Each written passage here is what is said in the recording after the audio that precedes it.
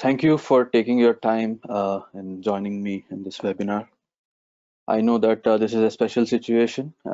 Before we actually start into the topic, I just have a couple of instructions to give.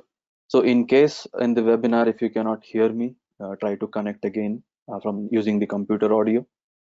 Try Do not prefer phone audio.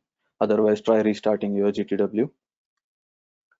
And in case if you miss any of the audio or video part in between, no need to worry. We will be sending a recording separately to you.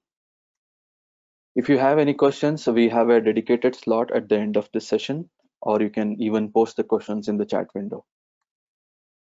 And yeah, lastly, since we are all working from home in this specific situation, there might be certain connectivity issues in between audio, video, internet. We will try our best not to lose the flow. If I'm not able to continue, one of my colleagues will try to continue. Else, we will definitely make sure that the recording reaches you.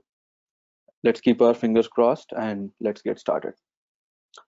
So the agenda for this particular session is that, okay, before even starting with the agenda, just a little bit of background information that why is this topic chosen. So basically, we have been hearing about industrial IoT every now and then, and a lot of write-ups, a lot of videos. So in order to understand more about IoT, uh, you need to kind of visualize how a system is even built. So to build a system, you need to know what is the solution. So to build a solution, you need to know what is the problem statement itself. So the agenda for this particular session is we have tried our best to keep it in a state where we understand every bits and pieces, which also includes whatever we have learned in solving a number of use cases in our company, and giving a bit of understanding about what are all architectural considerations one should have before even building a particular IoT solution specific to industries. So the agenda is divided into these many stages that where first we will see what are all the Internet of Things application around us we see in our day-to-day lives, right? And then next we will see different stages of an IoT architecture itself, how the system is even itself is even built. Then we'll see certain specific things about industrial IoT and how an IIoT solution will look like. What are all the challenges which we might face when we are trying to solve a particular industrial IoT problem? And what are all the steps which we take in the path to take an industrial IoT solution into a production ready phase? Yeah. So first of all, IoT around us, right? Yep. So here are the bunch of examples where we see in our day-to-day lives. So not limiting to whatever we get to hear in the internet, with a wide variety of applications like agricultural automation, where the whether the crops are really performing, whether the manure or the fertilizers are even applied properly, how are the growth rate, water level content in the soil, so on and so forth with respect to agricultural domain. And certain things related to smart offices and smart homes and smart cities, right? Where the power consumptions, when to turn on the lights, when to turn it off, where the people are concentrated, so which will give a better coordination with the power consumption and reduce a lot of wastage. And also with respect to connected cars in the actual driving system itself, so we'll see more details about more and more industrial cases. But whatever smart watches which we use in our day-to-day lives, smart TVs, so everywhere we see connected things, right? So these are a pretty much a couple of examples which we see in our day-to-day lives. How exactly these systems are built and what are all the different architectural stages itself. So in order to build any IoT system, there are multiple stages which we will have to consider. Uh, Many people, based on their experience, come up with more than 5 stages. But typically we see a four-stage architecture in any IoT system.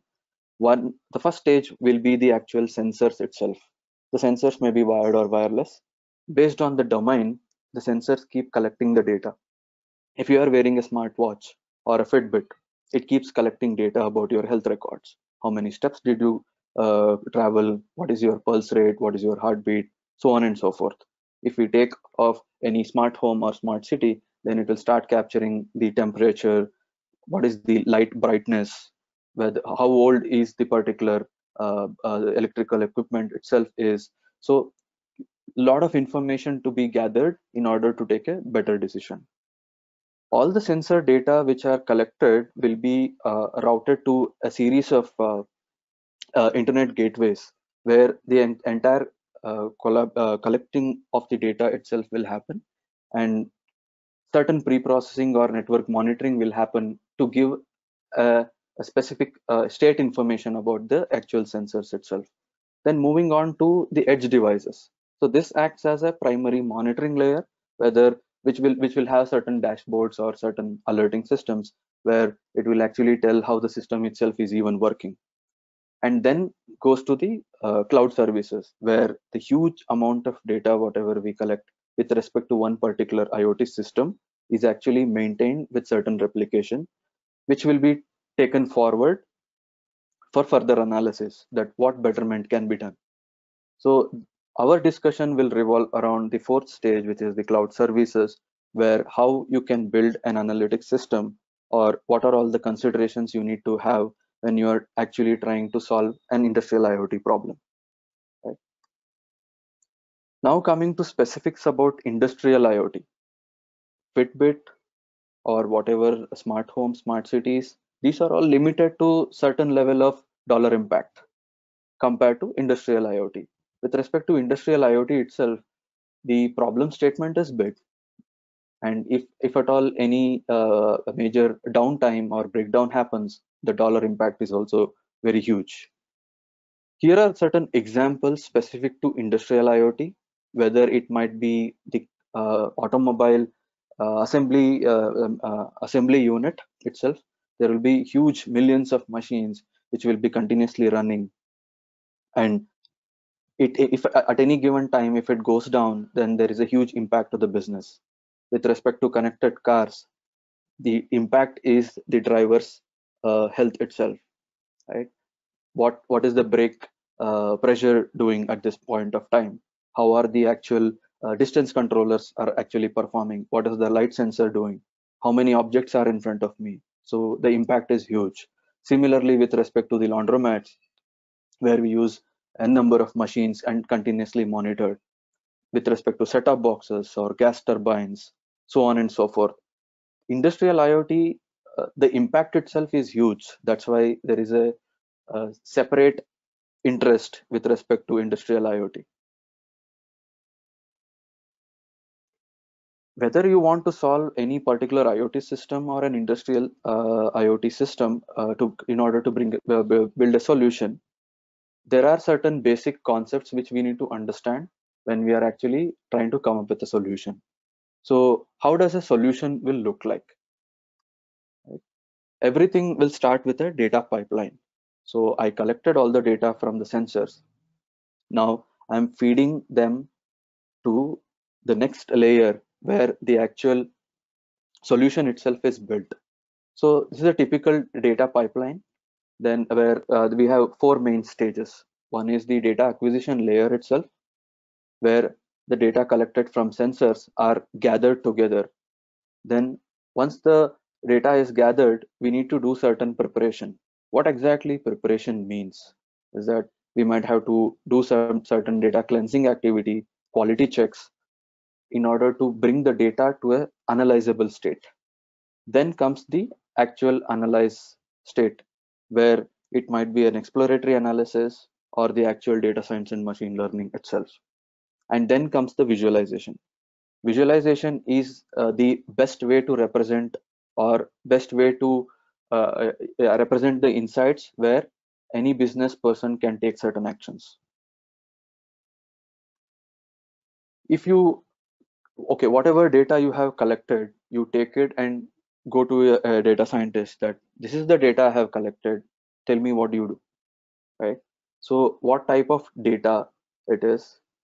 It might be certain machine data, sensor data, certain events which might be happening, or certain even faults itself.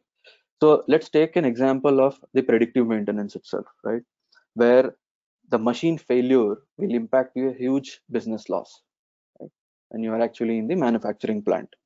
So by taking example of a predictive maintenance use case, we will be dealing with machine data, sensor data, and there might be different types of machines, different types of sensors, and a lot of events data that this is how my system is performing, and a lot of faults data.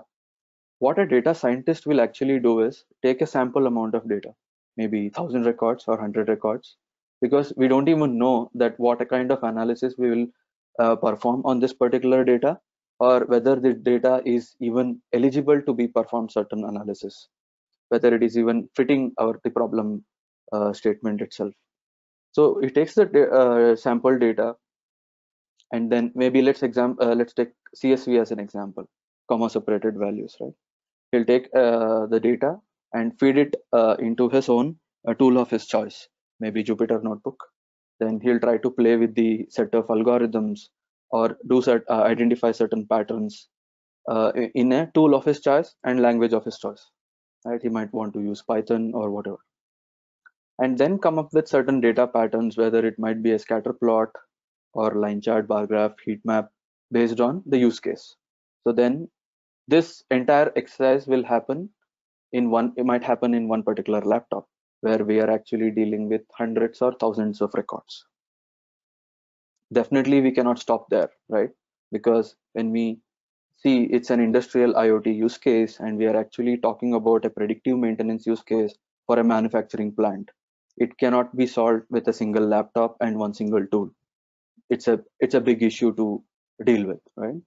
So what are all the challenges when at this particular POC which a data scientist does in order to take it to production? Let's start seeing that one by one. First of all, the data sources and formats. So the cloud services layer, which we just talked about in the stages of the IoT architecture itself, different any particular manufacturing plant, if they have a software system developed and all the sensor data are collected, the the destination or the where the data itself is actually stored is their choice, right? But we don't have any control on that. It can be disparate sources. It can be present in an RDBMS system like Oracle, MySQL, or MS SQL, or they can even store flat files in some local system, or it might be a stream of data, or they already have the Hadoop system, or if they want to use Amazon S3. So it can be anything.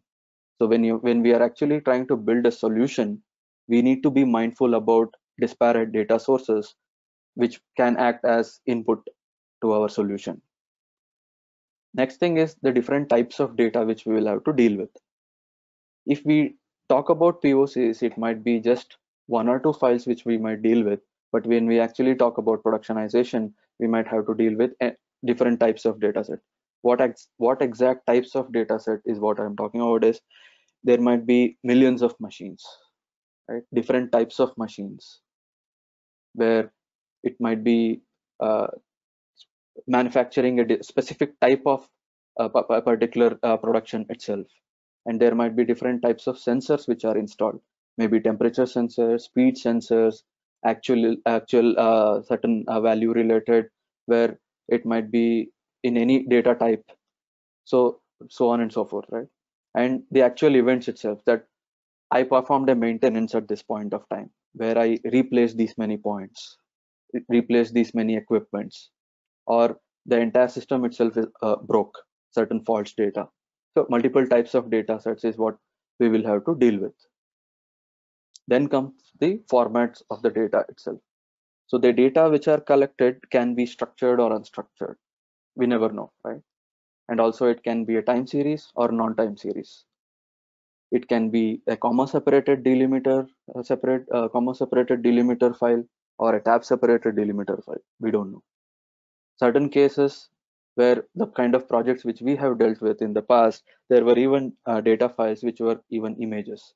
So kind of images like certain graphs when we are actually trying to monitor with a video camera, right? And there might be videos also which can come as inputs. So we need to be mindful about multiple data sources and the formats.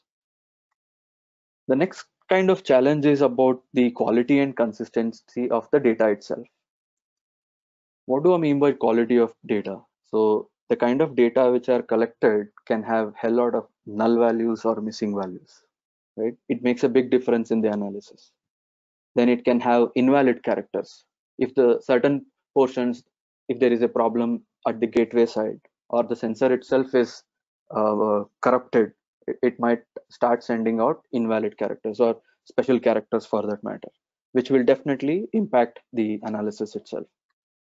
Then comes the consistency. Okay, what do I mean by consistency is when we say that we have to prepare the data for analysis, we need to ensure certain, we need to do certain preparations to the data itself, whether the data is stored in a readable format.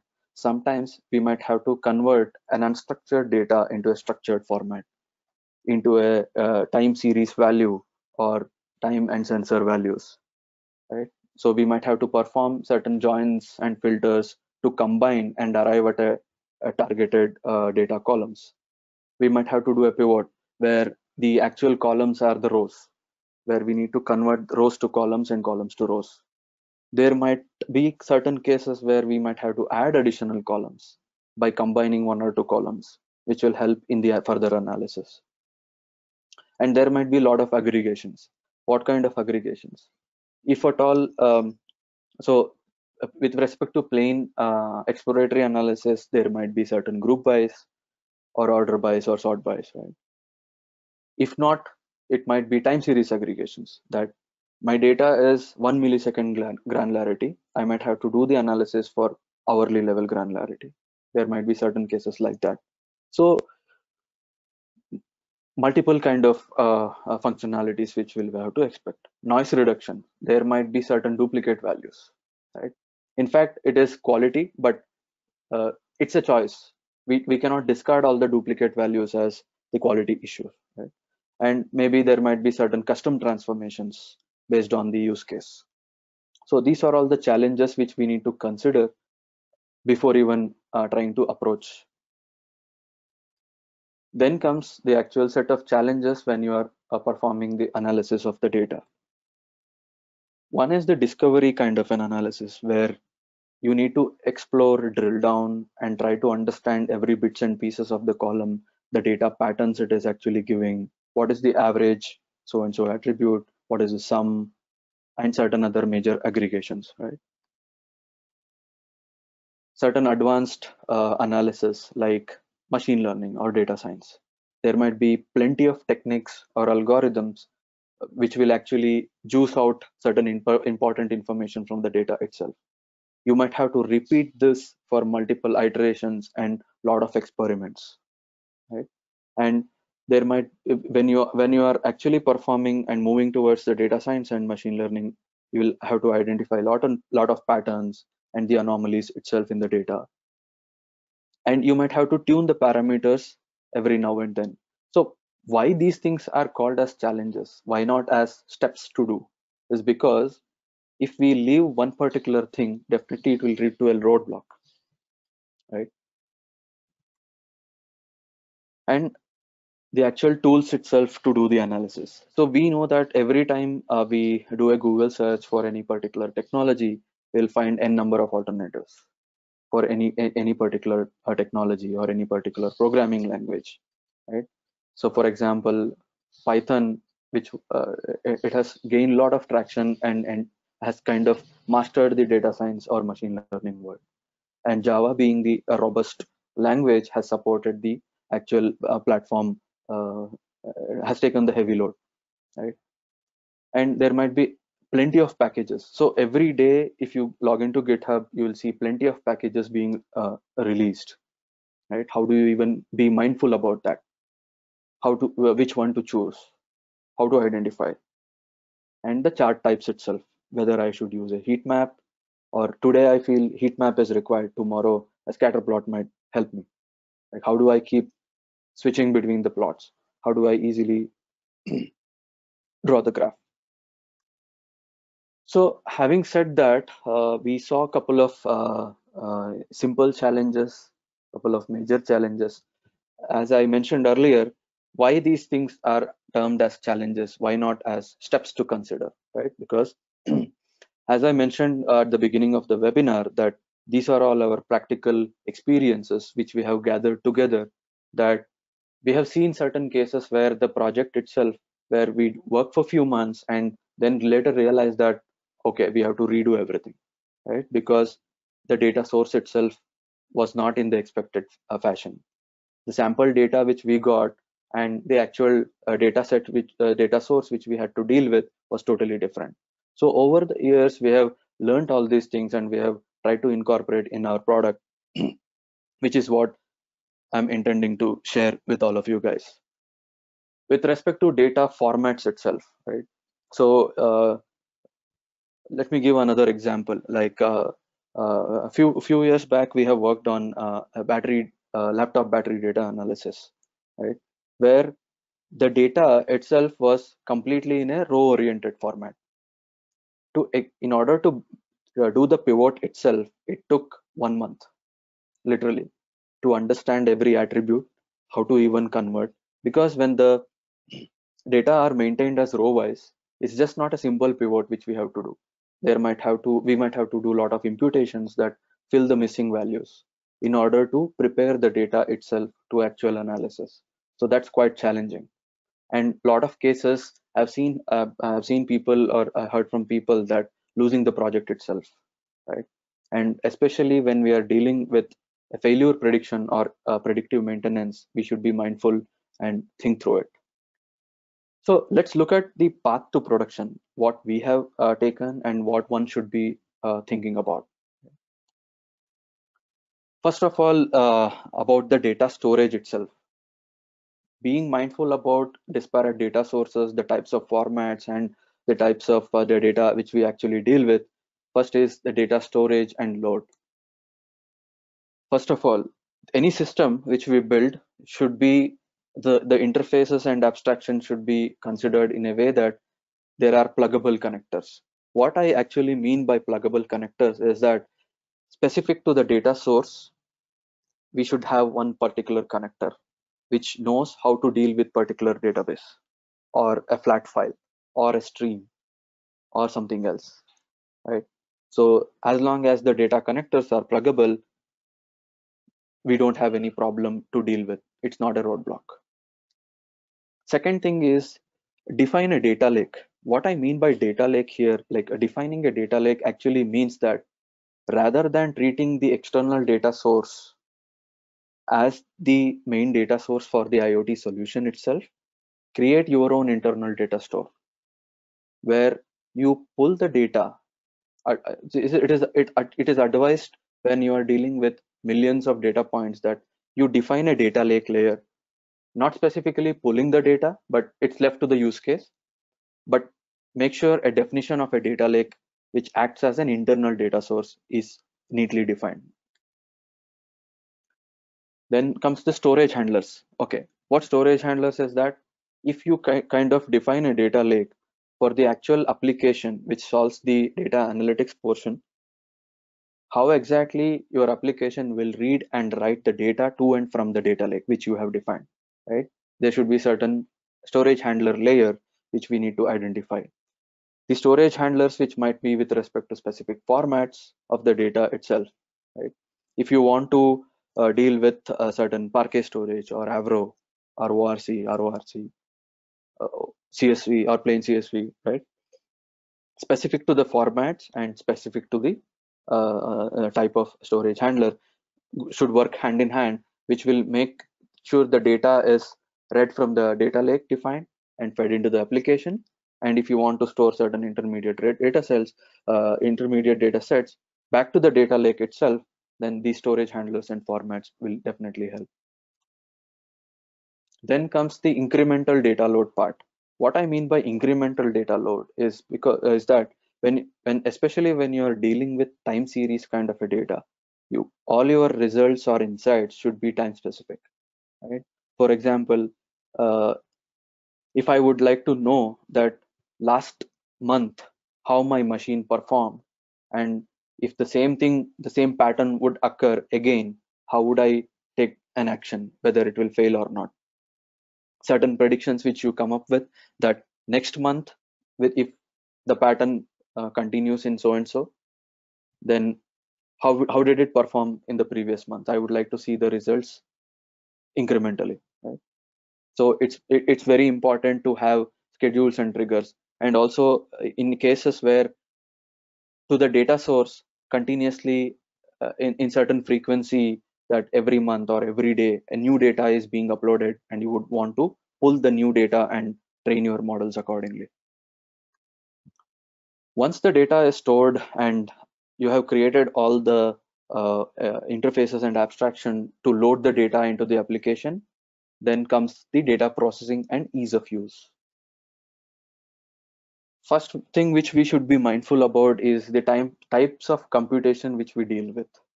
We might have to deal with batch computation or iterative computation. So choosing the right technology for batch kind of an application or iterative kind of a use case is very important.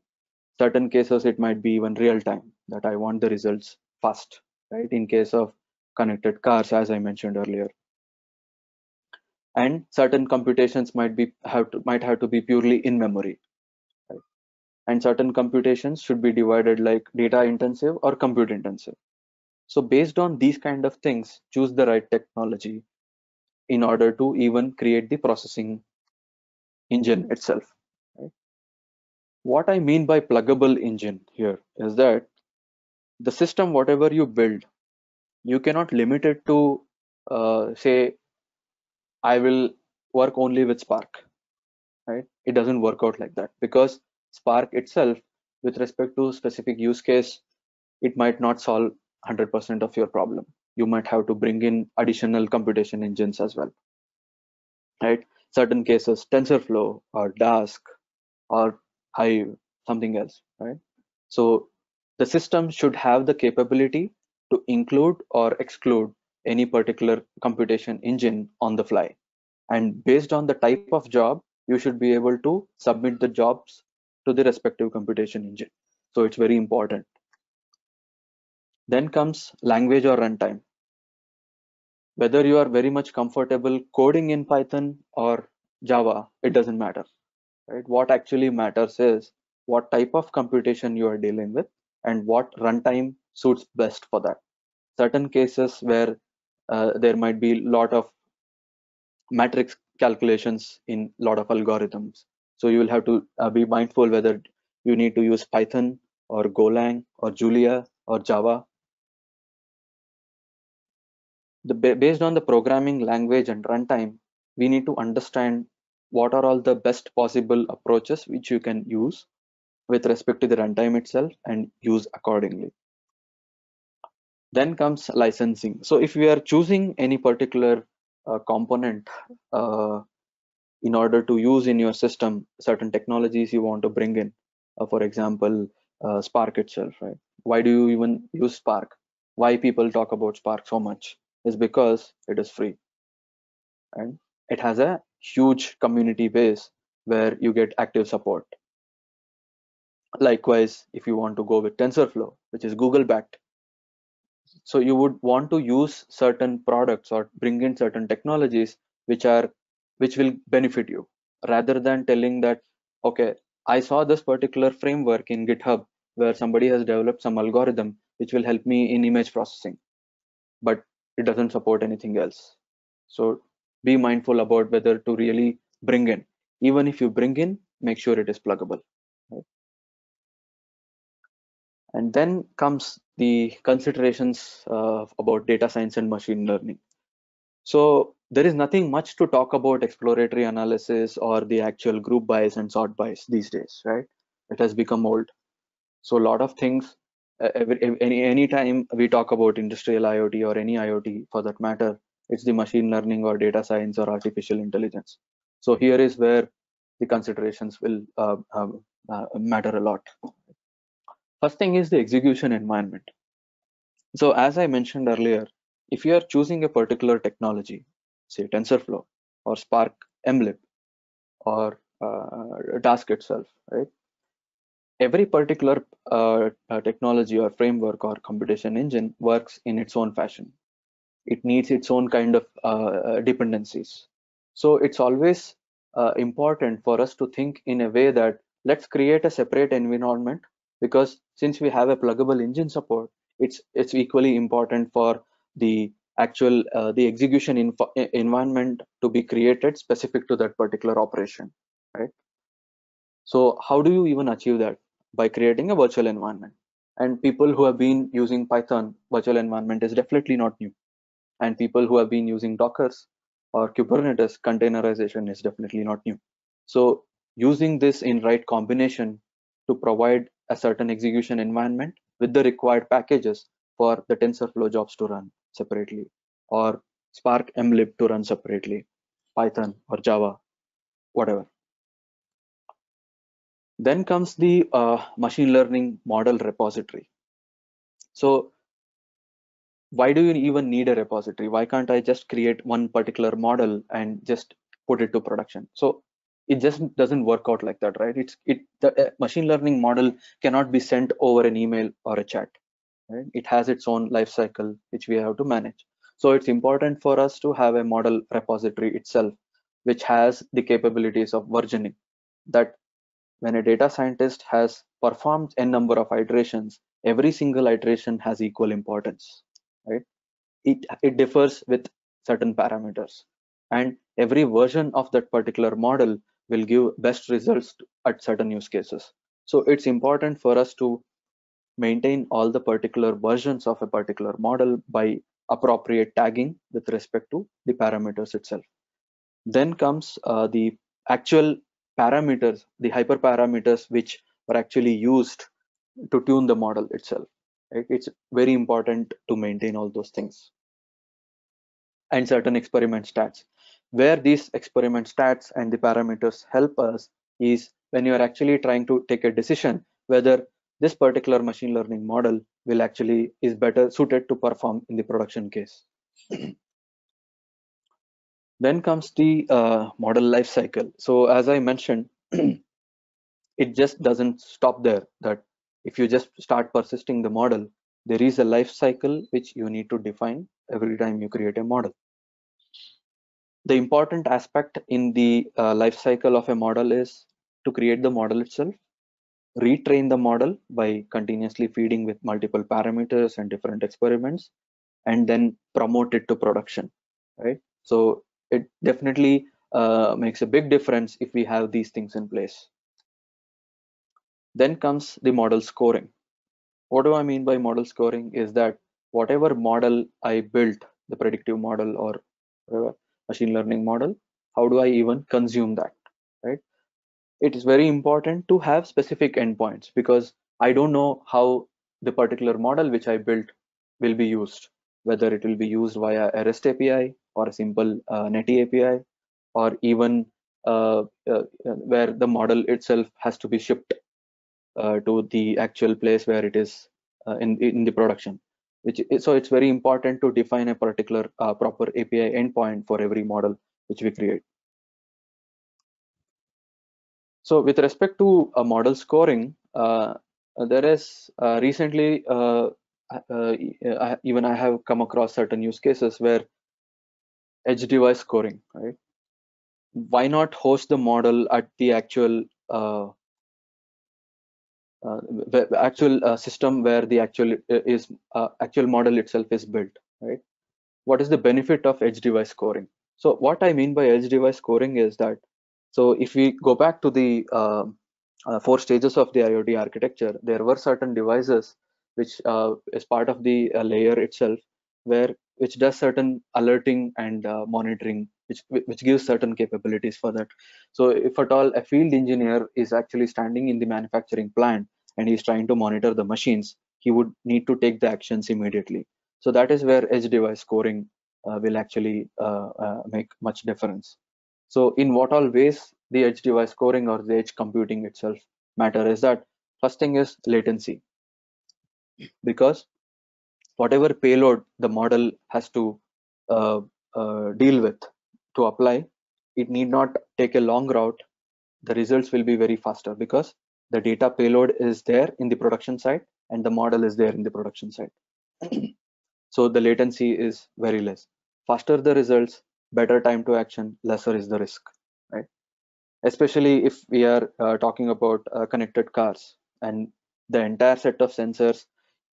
There is a particular vehicle which is coming in a wrong direction, or the brakes itself is not performing, the light system is not proper, there is an accident likely to occur. So in these particular cases where the impact is life threatening, right, the latency or edge device scoring is very important. Next is about the security, that since the data doesn't move out of the system, there is no security breach which can happen. The payload resides, the model resides here, so no possibility for attacks. And the actual network bandwidth usage itself, since the data is not moving, right? When I say about the model promoting it to production, there might be certain cases where the model will be retrained and the models will be pushed to the edge devices regularly. So the network usage is only limited to that. So every time the payload is there, based on the frequency, it doesn't have to give huge load on the network itself. Right. So these are all the considerations which we'll have to be mindful about when we are actually talking about whatever work the data scientist will do, how exactly a data engineer will take it to production. Right. If this particular slide will actually give a better clarity that a data scientist viewpoint will be something and data engineer viewpoint will be something else. Every time he talks about scale and running it itself, in running the solution itself in a much huge number of data points. So this is where it makes a big difference.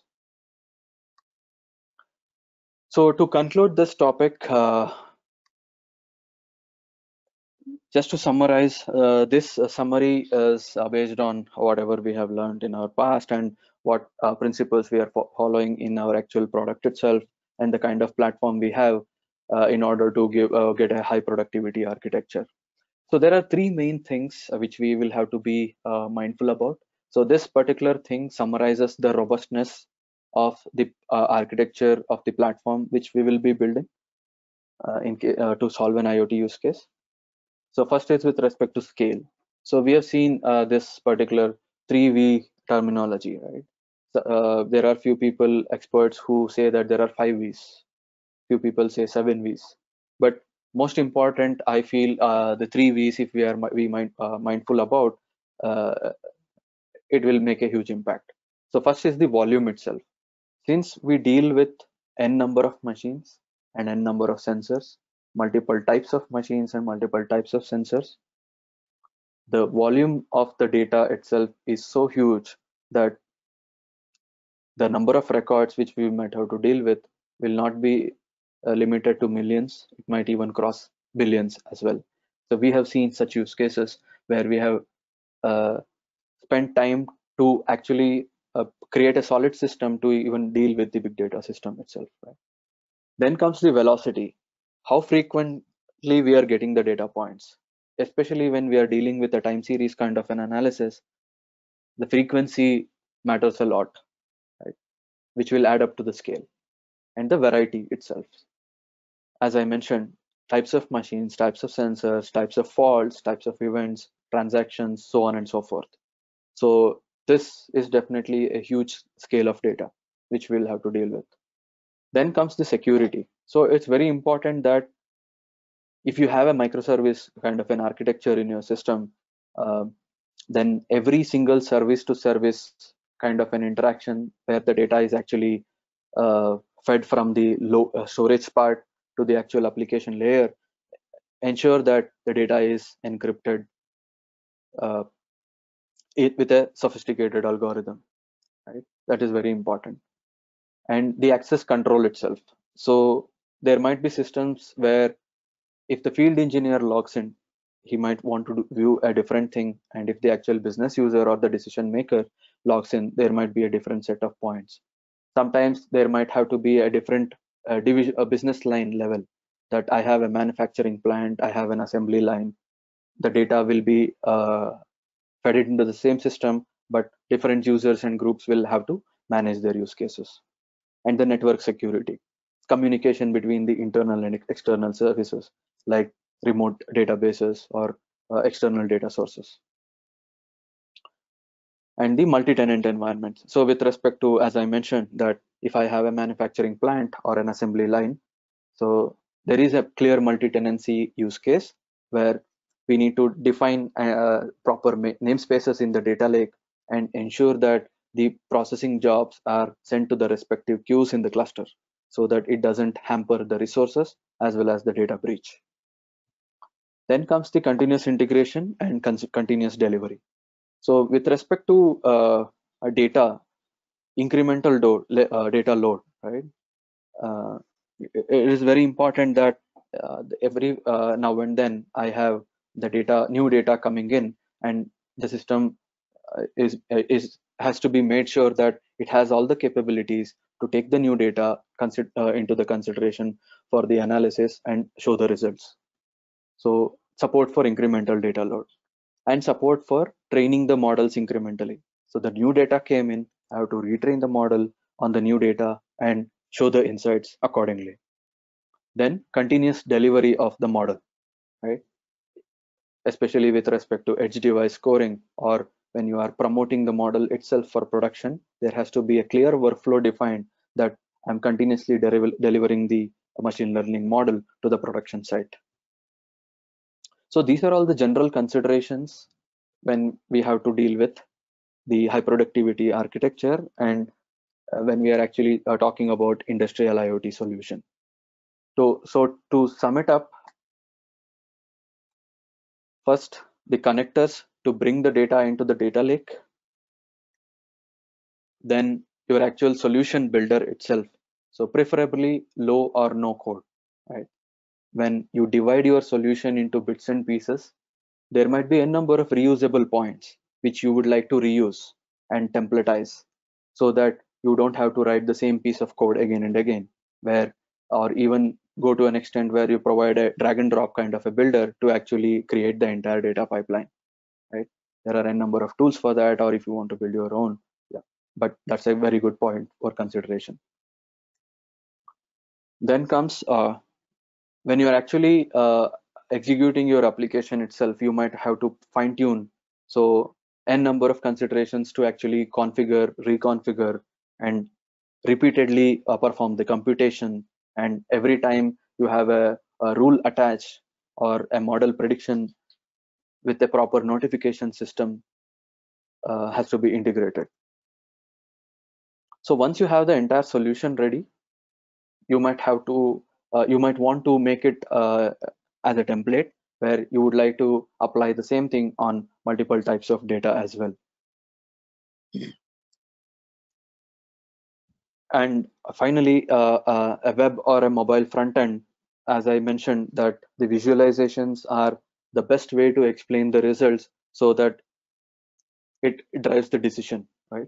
So these are all the principles which we have experienced, taken into considerations, we have learned and applied, and we have completed successful projects. And we have seen it has to be like we have seen it to be proven. And yep, I hope this helps. And I would like to take some time dedicated for the actual question and answers itself. Any questions on this particular topic?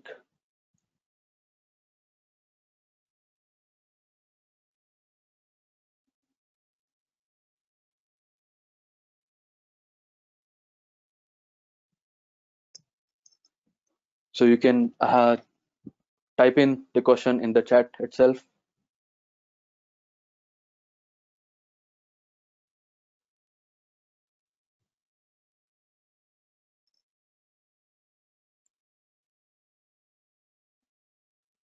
Okay, there is one question.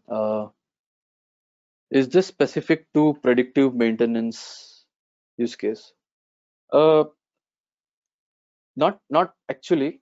Most of the cases, in case of industrial IoT, the larger set of use cases will be revolving around the actual failure predictions itself. So most of the use cases will be around predictive maintenance, but the kind of considerations which we discussed just now need not be limited to predictive maintenance. It can be any industrial use case like parts harmonization itself or supply chain management, anything with respect to industry.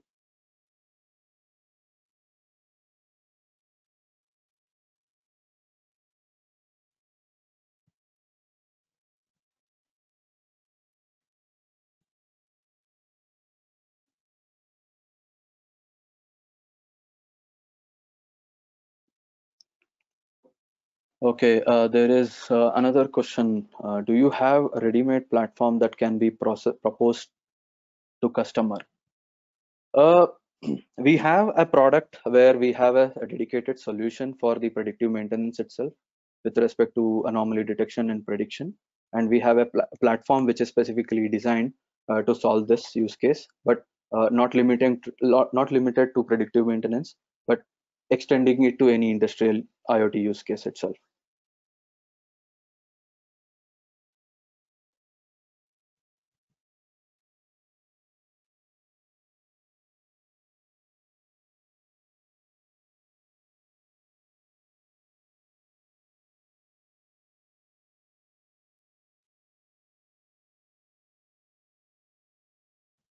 Okay. How do you combine or join IIoT time series data loaded into the data lake with existing ERP data sets that are timestamp data?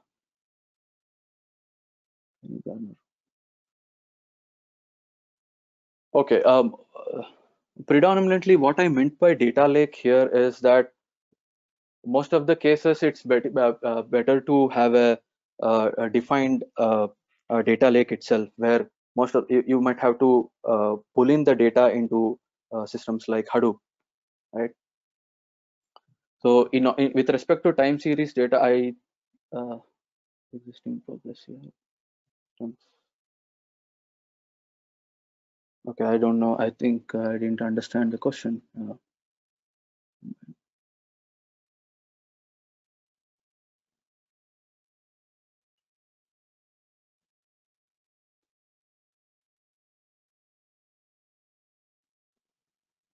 Okay, with respect to existing progress OpenEdge ERP data sets that are timestamp data, not limited to that. It can be any external data source itself, wherein you might have to.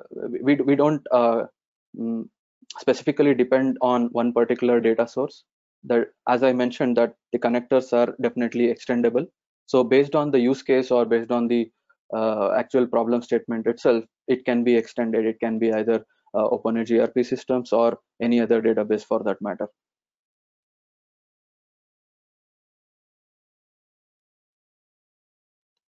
Do you have image or video processing models for event recognition?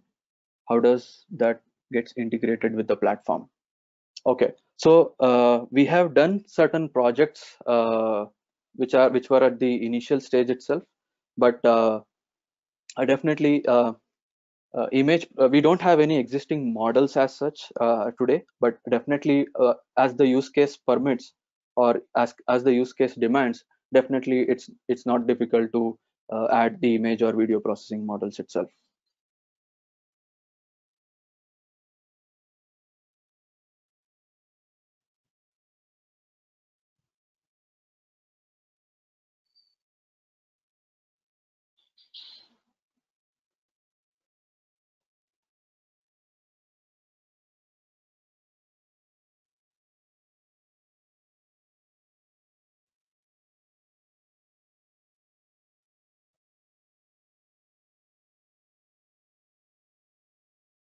Okay, there's this one more question. Do you suggest Java or Python as the base programming language?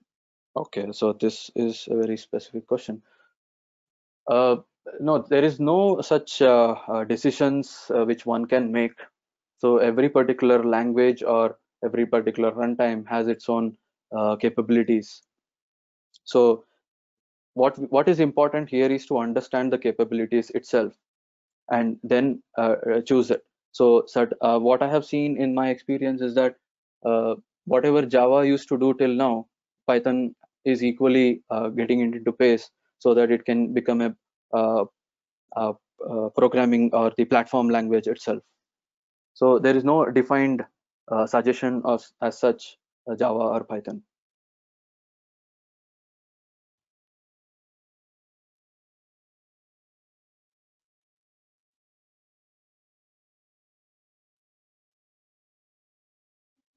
All right, fine then. If you have more questions, feel free to connect with us, and definitely we will get the recording. And I hope you got some good information about the architectural considerations. And thank you for joining me here. And yep, stay safe. Thank you.